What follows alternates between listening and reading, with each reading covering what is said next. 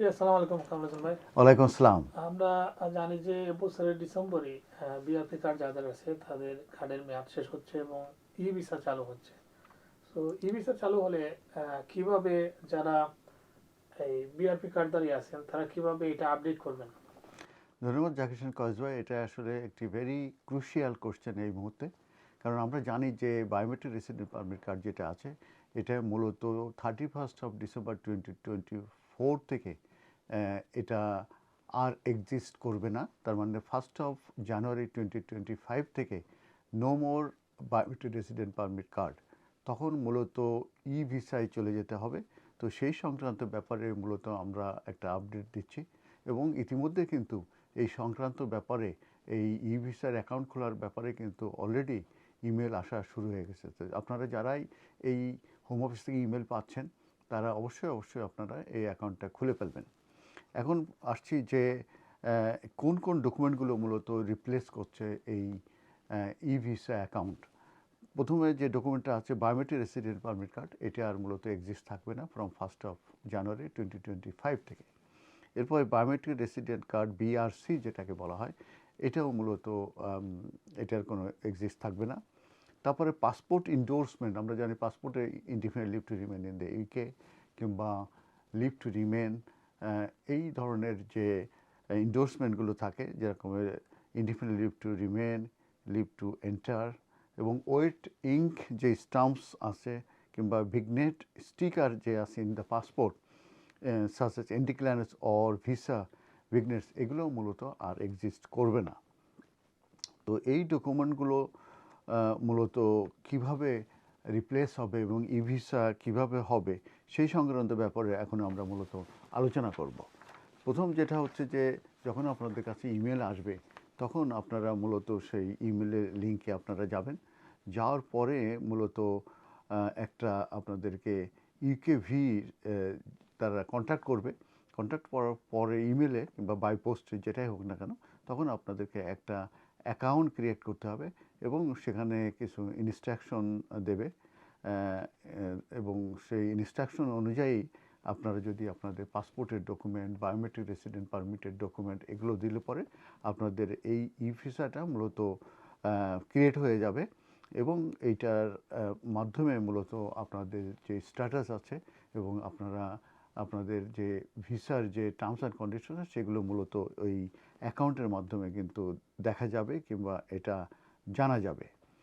আরেকটা জিনিস আমাদের জানিয়ে রাখি, যাদের এই পাসপোর্টে ইন্ডোর্সমেন্ট আছে কিংবা ভিগনেট যে স্টিকার আছে যেগুলোতে কনফার্ম করছে যে আপনাদের ইনডিফিনিট লিভ টু রিমেন অথবা এন্টার আছে, এই সব ক্ষেত্রে মূলত আপনাদেরকে যেটা করতে হবে সেটা হচ্ছে যে আপনারা নো টাইম লিমিট একটা অ্যাপ্লিকেশন করতে হবে।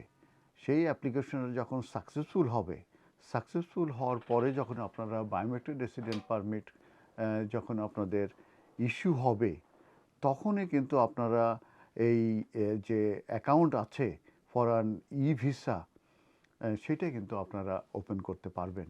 অতএব যাদের এই পাসপোর্টে ইন্ডোর্সমেন্ট আছে কিংবা ভিগনেট যে স্টিকার আছে যেটা ইনডিফিনিট লিভ টু রিমেন কিংবা এন্টার আছে, এই ধরনের সিচুয়েশনে আপনারা নো টাইম লিমিট যে অ্যাপ্লিকেশন আছে কমপ্লিট করে আপনারা বিআরপি যখন ইস্যু হবে তখনই কিন্তু আপনারা এই ই ভিসার অ্যাকাউন্ট কিন্তু আপনারা খুলতে পারবেন।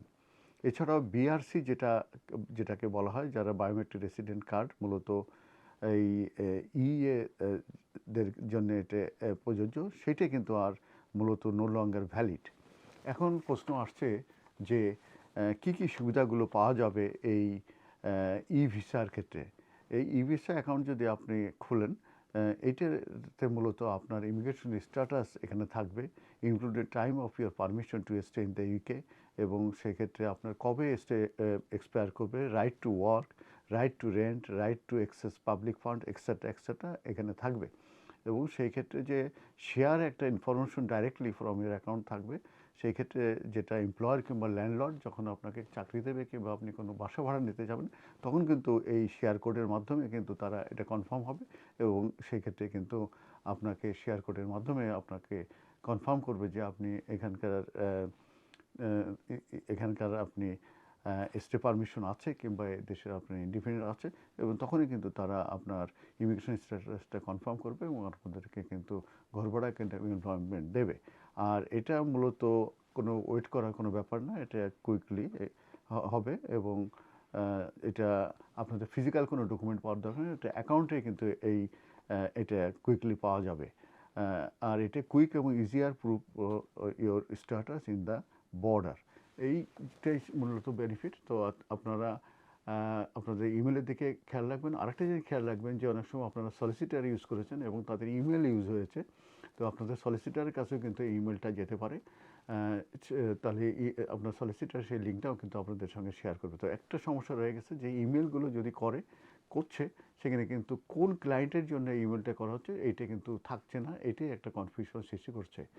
এক্ষেত্রে আপনার প্যানিক হবে না, এটা খুব ইজি, ফ্রি অফ কস্ট, এবং এই ইউকেভি এর অ্যাকাউন্ট খোলা খুব কঠিন কিছু কিনা। এবং যদি আপনাদের সমস্যা হয় ডেফিনেটলি যে কোনো লয়ার কিংবা আপনার যারা ছেলেমেয়েরা আছে কিংবা বন্ধু ফ্রেন্ড আছে তারা কিন্তু আপনাদেরকে সাহায্য করতে পারবে। ধন্যবাদ।